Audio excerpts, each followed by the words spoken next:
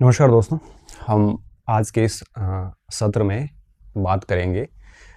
कल आरपीएससी ने निर्णय लिया एसओजी की रिपोर्ट के बाद में कि जो दिसंबर में जीके के पेपर आयोजित हुए थे, 3 जीके के पेपर हुए थे। एक सी सेक्शन का हुआ था, वो तो पहले रद्द हो चुका था, और ए और बी सेक्शन का पेपर कल रद्द किया गया है ना। ए और बी का केवल फर्स्ट पेपर रद्द किया गया, जीके वाला, और एसओजी की रिपोर्ट के मुताबिक सेकंड पेपर के साथ कोई छेड़छाड़ नहीं की गई है। ठीक है, जो आदेश है मैं उसी की बात कर रहा हूँ। और उस आदेश के अनुसार ये कहा गया है कि ए और बी ग्रुप जो थे, आप देख लेना, ए ग्रुप में केवल सामाजिक था और बी ग्रुप में हिंदी था, इंग्लिश था, उर्दू था, और भी एक दो देख लेना, आप अपने स्तर पे देख लेना, आपको पता ही होगा। तो उनकी वापस परीक्षा होगी 30 जुलाई को। 30 जुलाई को वापस एग्ज़ाम होगा, और ये पहले एग्ज़ाम दिसंबर में हो चुका था। लगभग 6 महीने बाद में इन्होंने इस परीक्षा को रद्द कर दिया रिपोर्ट के बाद में। ठीक है, अब आज के सत्र का मेरा उद्देश्य कोई सांत्वना देना नहीं है और ना कोई दुख व्यक्त करना है, क्योंकि ऐसा करने के बाद भी हमें कुछ हासिल नहीं होगा। मैं आपके साथ भी रोना धोना करूं तो भी कोई फ़ायदा नहीं है। मैं आपके साथ में सरकार को वगैरह सभी को कोसूं तो भी कोई फ़ायदा नहीं है। एक शिक्षक होने के नाते मैं सिर्फ यही कहूँगा कि ये निर्णय बड़ा दुर्भाग्यपूर्ण है, बहुत ही दुखदाई है, क्योंकि इससे पहले रीट रद्द हुई थी। तो रीट जब रद्द की गई थी तो वही बच्चे सेकंड ग्रेड में तैयारी में लगे थे। उन्होंने अपना सब कुछ दांव पे लगा के गजब की मेहनत करी, अच्छे मार्क्स भी ले आए, और 6 महीने बाद उनको फिर एक रद्द झेलना पड़ा। इन्हीं दिनों में पहले एक बार रेट रद्द हुई थी, तो 2018 से जो कोई बच्चा प्रिपरेशन कर रहा था तो उसने 2 बड़े रद्द देख लिए। मेरे नज़र में ऐसे स्टूडेंट हैं जिनका रीट में 130-135 अंक थे, फिर रीट रद्द हो गया, फिर अभी सेकंड ग्रेड में उनका बहुत अच्छा स्कोर था, सेकंड ग्रेड भी रद्द हुआ, फर्स्ट पेपर रद्द हो गया। तो एक प्रकार से बड़ी दुर्भाग्यपूर्ण स्थिति है, और ये तो चीज़ें होनी नहीं चाहिए थी। और आरपीएससी ने अब डिसीजन लिया है तो थोड़ा डिसीजन ठीक भी है, क्योंकि न जाने कितने गलत लोग सिस्टम में आते और न जाने कितने अच्छे लोग, बढ़िया तैयारी वाले बच्चे सिस्टम से बाहर हो जाते, अंदर आते आते रह जाते। डिसीजन तो ठीक है, आरपीएससी का देर सवेर लिया गया, लेकिन ऐसे डिसीजन लेने क्यों पड़ते हैं? आप इस तरह से पेपर की सिक्योरिटी होनी चाहिए। करियर के साथ आप खेल रहे हो, बच्चों के समय के साथ खेल रहे हो, उनकी ज़बानी के साथ खेल रहे हो। इसका हमें बड़ा दुख है, लेकिन बात वही है कि हम प्रशासन में नहीं हैं और होते तो भी कुछ कर नहीं पाते। ये मामला बड़ा उच्च लेवल का मामला होता है। एक अदना सा सरकारी कर्मचारी कुछ भी नहीं कर सकता सिवाय दुख व्यक्त करने के। तो मैं दुख व्यक्त नहीं करूँगा। मैं इस सेशन का मेरा मेन उद्देश्य ये है कि अब हमारे पास में 40 दिन शेष बचे हैं, क्योंकि अब ये जो आपदा आई है आपके ऊपर, ये केवल आपके ऊपर नहीं है, ये 6 लाख बच्चों के साथ में हुआ है। 6 लाख में से मान के चलिए 30 से 35 हज़ार बच्चे ऐसे थे जो या तो सेफ जोन में थे, या फेल होने की जो लास्ट कट ऑफ थी उससे 20-30 नंबर नीचे थे। उतने ही ऐसे बच्चे हैं जो इससे प्रभावित हो रहे हैं। तो 5-6 लाख बच्चों में से लगभग 50,000 बच्चे मान लो जो प्रभावित हुए, केवल आप अकेले प्रभावित नहीं हुए। पहली बात तो ये। दूसरी बात ये, आप कहोगे कि सर मैं बर्बाद हो गया, मैंने इतनी तैयारी की थी। देखो बेटा, सभी ने तैयारी करी थी, ऐसा कोई नहीं है जिसने तैयारी नहीं करी थी। कईयों ने ऐसी स्थिति में भी तैयारी करी थी जिनके घर पे किसी की डेथ हो रखी थी, किस पे बड़ी विपरीत परिस्थितियां चल रही थी, उधार लेके पढ़े थे, गहने बेच के पढ़ रहे थे, बहुत विपरीत हालातों में भी कईयों ने पढ़ाई करी है ना। तो पढ़ाई सभी ने करी। आप कहोगे कि सर मैं फर्स्ट ग्रेड और कॉलेज लेक्चर की तैयारी शुरू कर चुका था, अब मैं क्या करूँ? तो बेटा ऐसा है कि सभी तैयारी शुरू कर चुके थे। मोस्टली सेफ जोन में जितने भी बच्चे थे उन्होंने अपना फर्स्ट ग्रेड कॉलेज लेक्चर में अपना काम शुरू कर दिया था। तो आपके साथ जो आज बीत रही है, ये सभी के साथ बीत रही है। आप अकेले के साथ नहीं है। आप ऐसे करके अपने आप को सांत्वना दे सकते हैं। अच्छा, दूसरी बात, अब इन 40 दिनों को भुनाने के लिए मैंने देखा है कई सारे स्टूडेंट अपना काम वापस शुरू कर चुके हैं, क्योंकि आप कितना भी दुख दर्द व्यक्त करोगे कोई फ़ायदा नहीं। आप सरकार को 1000 जगह जा के कोस दोगे, कमेंट कर लोगे, वीडियो में आओगे, ये वो, कोई फ़ायदा नहीं है, क्योंकि निर्णय जो लिया जा चुका है उसको आपके कमेंट्स बदल नहीं सकते। तो बेहतर है कि इन 40 दिनों का ठीक तरीके से उपयोग किया जाए। अब मेरा आज का जो इस सेशन है, इसमें मैं 2 चीज़ों में बात करूँगा कि तैयारी किसको करनी चाहिए। अब सॉरी, किसको तैयारी करनी चाहिए। एक तो मैं इस पे बात करूँगा, क्योंकि मेरे से बहुत सारे बच्चे सुबह से पूछ रहे हैं कि सर मेरे सेकंड पेपर में इतने नंबर आ रहे हैं, सॉरी, सेकंड में इतने आ रहे हैं, अब मैं करूं कि नहीं करूं, मैंने फर्स्ट ग्रेड की तैयारी शुरू कर दी है, मैंने इतना पोर्शन कर लिया है, ये वो। एक तो मैं इस पर बात करूंगा कि किसको तैयारी अब करनी चाहिए, किसको नहीं करनी चाहिए, पहली बात। और दूसरी बात, अब कैसे करनी चाहिए, है ना, ताकि आपका जो पिछली बार जो स्कोर हुआ था उससे 5-7 सवाल ज़्यादा ही हो, कम ना हो। किसी के 70 हुए थे तो 75 तक प्रयास करें, 65 हुए थे तो 70-75 तक प्रयास करें। तो किस प्रकार से तैयारी की जाए और किसको तैयारी करनी चाहिए, तो इन दोनों बिंदुओं पर मैं बात करूँगा। सबसे पहला पॉइंट ये है कि किसको तैयारी करनी चाहिए, तो मैं तो ये कहूँगा कि अब आपको देखो, सबसे पहला, जिन बच्चों का स्कोर आप सेफ मान रहे थे, जो अनुमानित कट ऑफ है उससे, तो जो भी सेफ थे या पिछली भर्ती की जो कट ऑफ थी आपके सब्जेक्ट की, उस पिछली भर्ती की कट ऑफ के, अगर मान लो आप पिछली भर्ती का जो कट ऑफ था उससे आप लगभग उसके आसपास हो या उससे 10-15 नंबर कम है आपके, है ना। मान लो पिछली भर्ती की कट ऑफ 300 नंबर थी 500 में से, और आपके जो है वो आपकी कैटेगरी के आपके नंबर है वो 280 बैठ रहे हैं या 290 बैठ रहे हैं, है ना। तो उससे लेकर और आगे जितने भी सारे स्टूडेंट हैं, चाहे किसी के 380 भी हो रहे हैं, उन सबको तैयारी करनी चाहिए, मैं तो ये मानता हूँ, ठीक है। पिछली वैकेंसी की कट ऑफ से अगर आपका 20-30 नंबर, 10-15 नंबर कम है तो आप मैनेज कर सकते हो। क्यों? क्योंकि आप फर्स्ट पेपर के अंदर 70 प्रश्न करके और अपना स्कोर बढ़ा सकते हैं, ठीक है।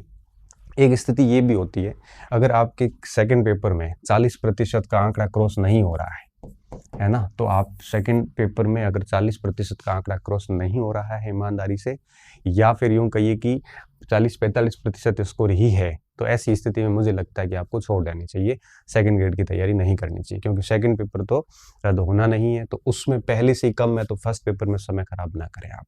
इससे अच्छा फर्स्ट ग्रेड वगैरह की तैयारी जारी रखें।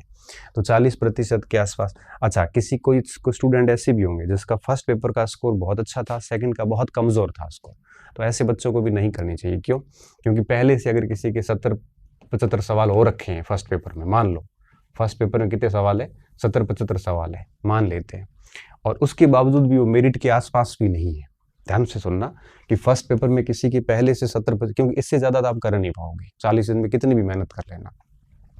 पहले से अगर किसी के फर्स्ट पेपर में 70-75 है और सेकंड पेपर के स्कोर को मिलाने के बाद भी अगर वो कट ऑफ के आसपास भी नहीं है, पिछली कट ऑफ के आसपास भी, तो फिर उसको अपना समय खराब नहीं करना चाहिए। क्यों?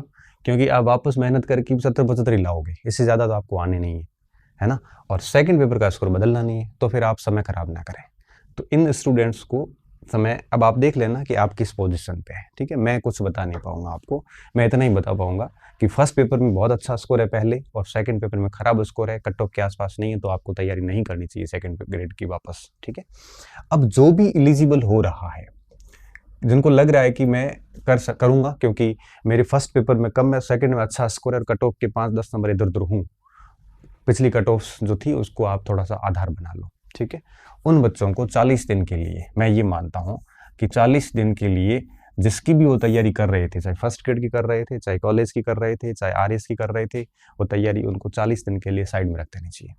ये तैयारी जो अभी कर रहे हैं वो वापस 1 अगस्त से शुरू करना, कोई देर नहीं होगी, क्योंकि ये 40 दिन जो आप पढ़ोगे ये पूरा ही काम का है आपके। क्यों काम का? देखिए, मान लो आप कॉलेज लेक्चर की तैयारी कर रहे हो और अभी आपको वापस सेकंड ग्रेड की करनी पड़ रही है, तो आप देखिए राजस्थान का इतिहास, राजस्थान की संस्कृति, राजस्थान का भूगोल, राजस्थान की पॉलिटी, करंट अफेयर, ये सारे के सारे पोर्शन कॉलेज लेक्चर के थर्ड पेपर में सारे के सारे ही है, सारा का सारा। तो आप ये समझ लीजिए कि आप 40 दिन कॉलेज लेक्चर के थर्ड पेपर की तैयारी कर रहे थे, फिर वापस सब्जेक्ट शुरू कर देना।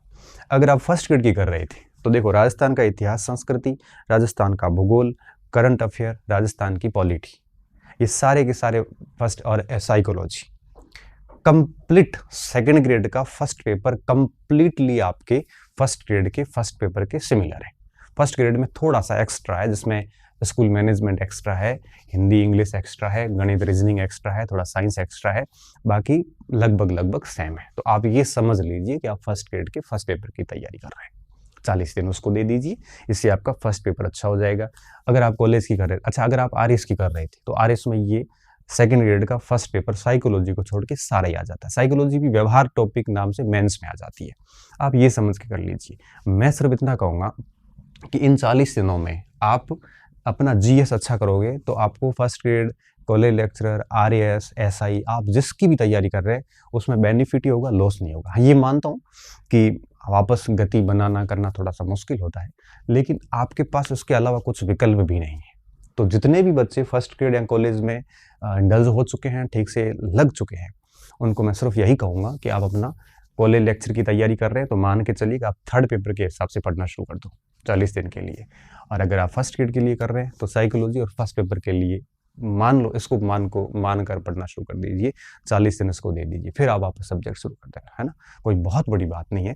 ये ठीक हुआ कि चलो 30 जुलाई को उन्होंने डेट दी थी, और मैं मानता हूँ कि ये बहुत फास्ट काम करेंगे, बहुत फास्ट करेंगे, ऐसा मेरा अनुमान है। क्योंकि जुलाई में पेपर की डेट दी है तो अगस्त में ये मुझे लगता है कि भी जारी करके रिजल्ट भी दे देता, सितंबर अक्टूबर में पोस्टिंग भी दे दी जाएगी, है ना।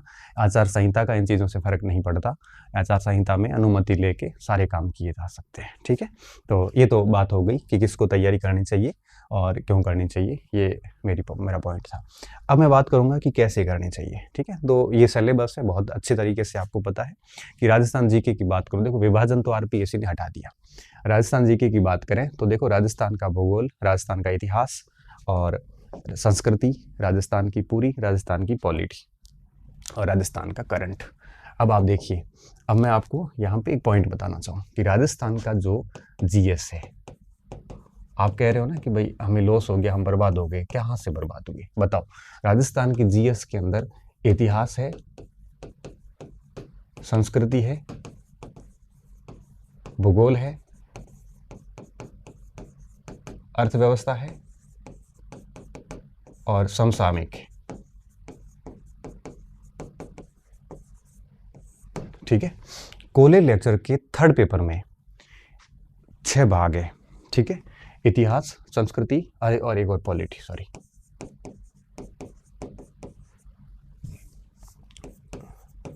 असिस्टेंट प्रोफेसर का जो थर्ड पेपर है उसमें 100 प्रश्न आते हैं, 10 इतिहास के, 10 संस्कृति के, 20 भूगोल के, 20 अर्थशास्त्र के, 20 समसामयिक के और 20 राष्ट्रव्यवस्था के। ये राजस्थान का जीएस जो है कंप्लीटली कॉलेज लेक्चरर में, और ये कंप्लीटली वापस आपके सेकंड ग्रेड के फर्स्ट पेपर में भी है।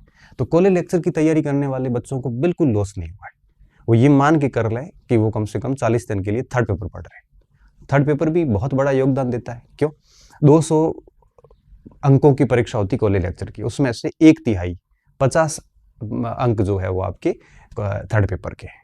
तो कॉलेज लेक्चर वालों को तो कोई लॉस नहीं है, वो ये पेपर तैयार कर ले, फिर 1 अगस्त से वापस अपना सब्जेक्ट शुरू कर देना, फिर इसके ऊपर ज़्यादा टाइम कम लगेगा बाद में। अगर मैं स्कूल लेक्चर की बात करूँ, स्कूल लेक्चर में ये कंप्लीट है पूरा, ये पूरा है और ये पूरा है, केवल अर्थव्यवस्था है नहीं फर्स्ट ग्रेड के अंदर, बाकी आपका ये पूरा ही है ना।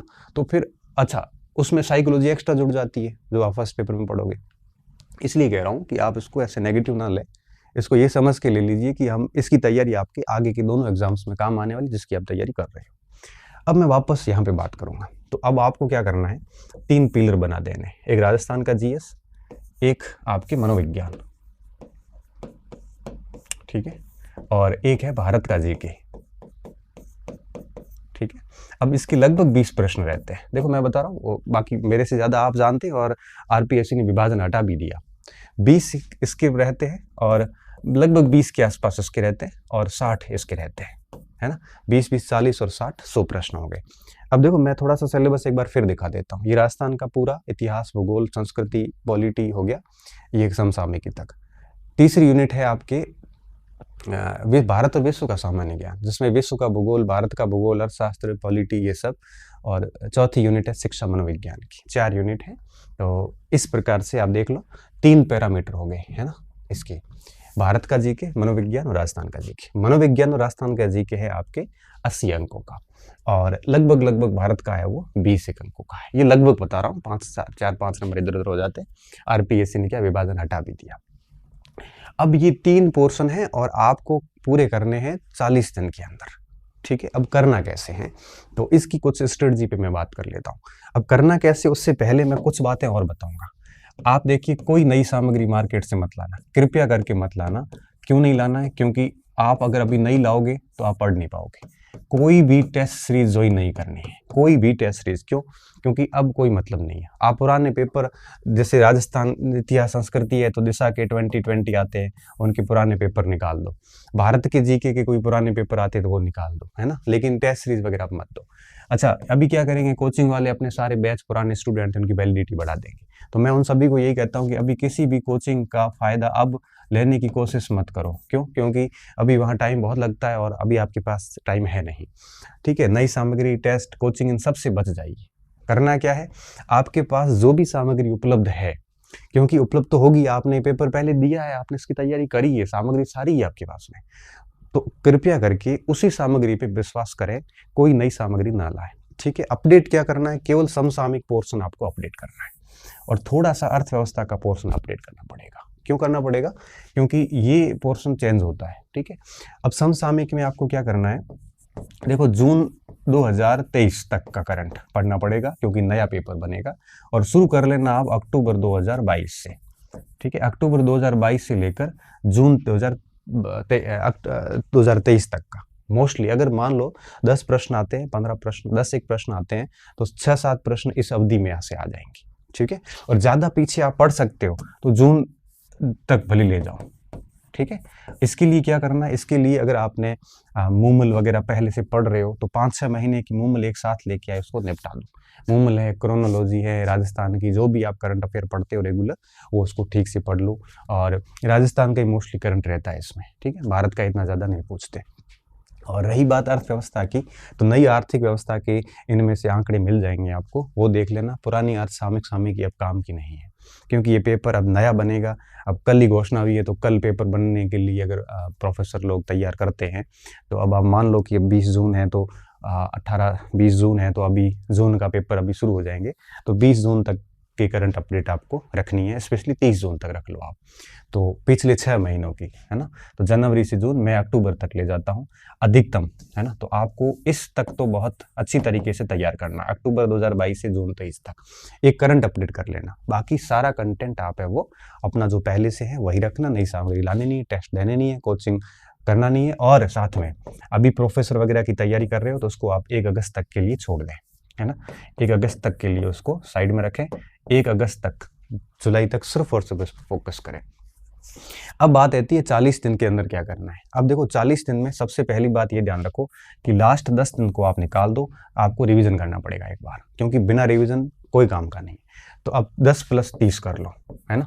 10 + 30 कैसे करना है, देखो अब 30 डेज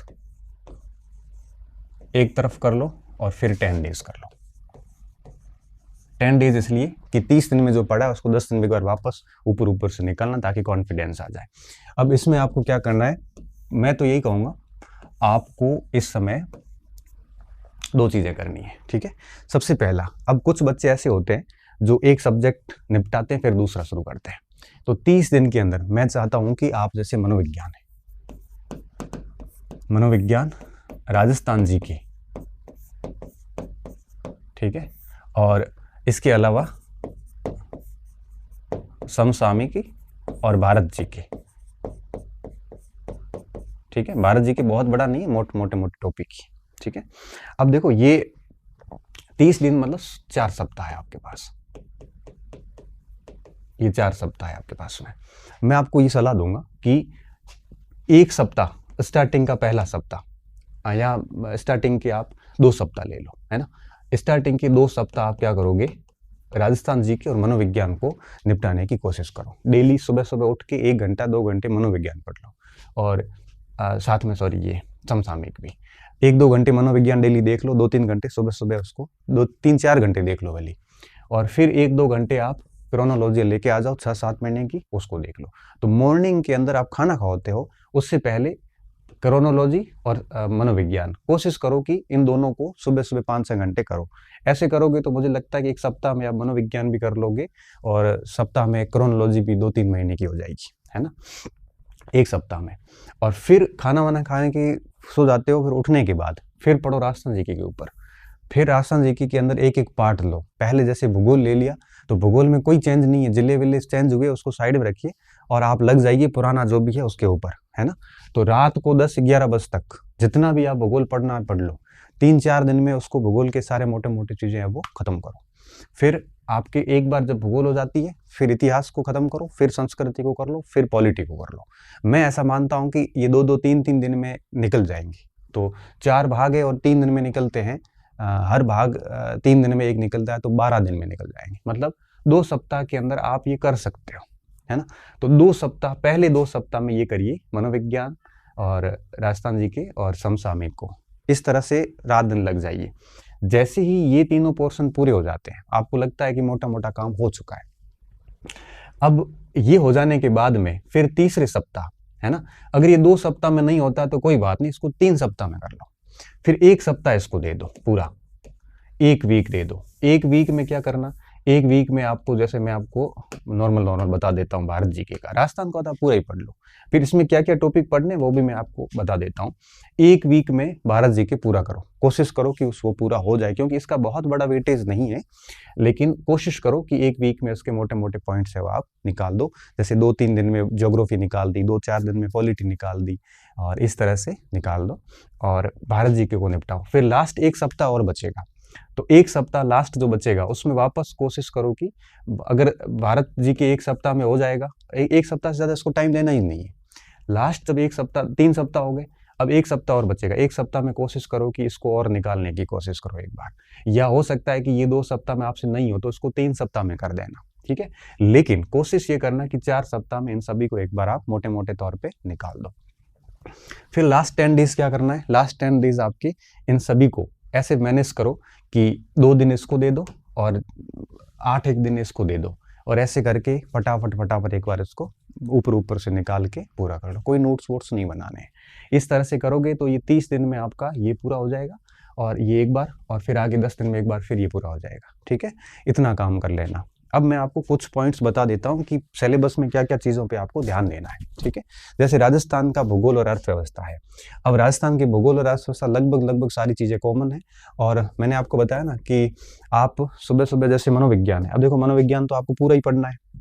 अब ये मनोविज्ञान आपके पास जो भी किताब या नोट्स है, डेली सुबह 2 घंटे, 2-3-4 घंटे जितना भी आप मनोविज्ञान देख सकते हो, ज़बरदस्त तरीके से एक एक टॉपिक को निकालना शुरू कर दो। मनोविज्ञान आपने खूब पढ़ी है, अब आराम से निकाल सकते हैं। और मनोविज्ञान जैसे ही सुबह थक गए, फिर आप क्रोनोलॉजियाँ 5-6 जो लेके आए हो, राजस्थान की समसामयिक पूरी, इनको आप 1-2 घंटे डेली दो, ठीक है। ऐसे करोगे तो आपके, मुझे लगता है कि 1 सप्ताह के अंदर करंट भी हो जाएगा और मनोविज्ञान भी हो जाएगा। सुबह यही काम करना है।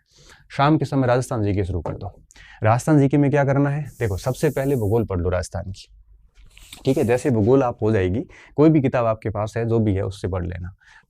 फिर आओ इतिहास पे। इतिहास में क्या क्या करना है, ये सभ्यताएं हैं तो 4 यही सभ्यता पढ़नी और कोई नहीं पढ़ना। बस गुर्जर प्रतिहार है तो केवल गुर्जर प्रतिहार और अजमेर की 8वीं से 18वीं शताब्दी के चौहान नहीं पढ़ने हैं, ये सिर्फ यही पढ़ना। जो लिखा हुआ है, ये सांगा, प्रताप, मानसिंह, चंद्रसेन, राय सिंह, इसके अलावा कुछ नहीं पढ़ना।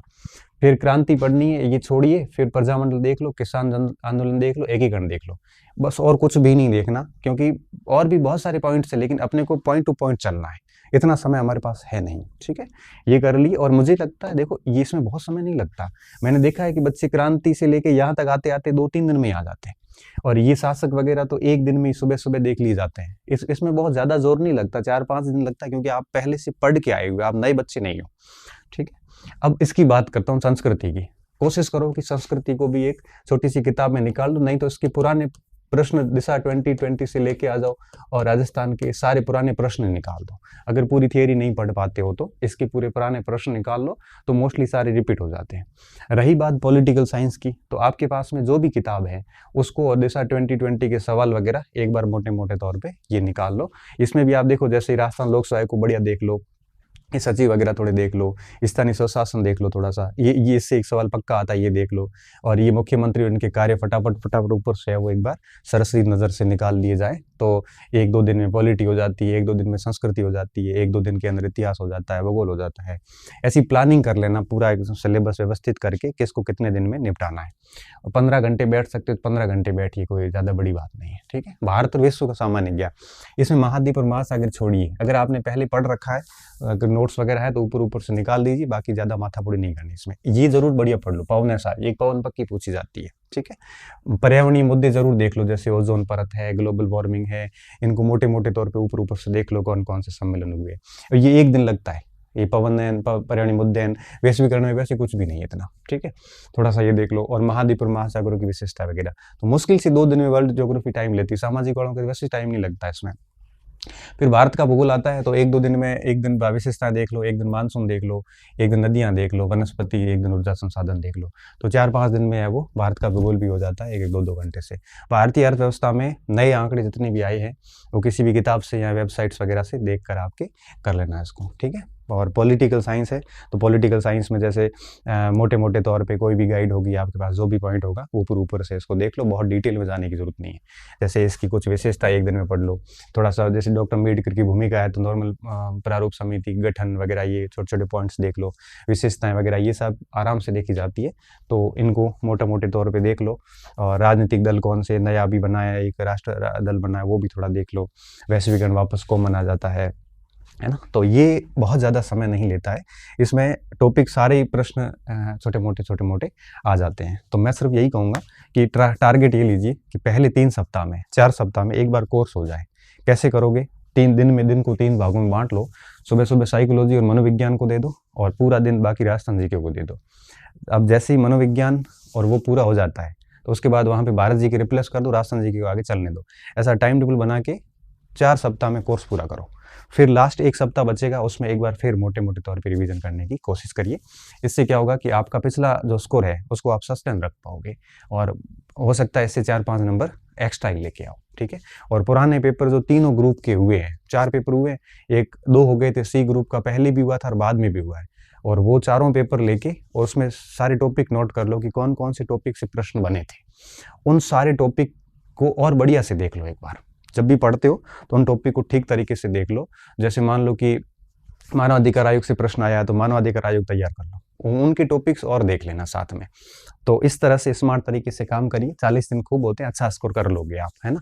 बिना कोई समय गंवाए हुए आसाम से वापस आप तैयारी के लिए लग जाना। ढेर सारी शुभकामनाएं मेरी आपके साथ है, और अब परीक्षा देके और फिर 1 अगस्त से अपना सब्जेक्ट वापस शुरू करना। इस सोच के साथ काम शुरू करना कि आप लोग जो है वो फर्स्ट ग्रेड का फर्स्ट पेपर या सेकंड उसका कॉलेज लेक्चर का 3rd पेपर तैयार कर रहे हैं, ठीक है। बहुत बहुत धन्यवाद विद्यार्थियों, अच्छे रहिए, मस्त रहिए, मेरी शुभकामनाएं आपके साथ है। और अब 40 दिन तक गायब होकर पढ़ाई कीजिए, और 41वें दिन अपन वापस मिलेंगे पुनः। धन्यवाद।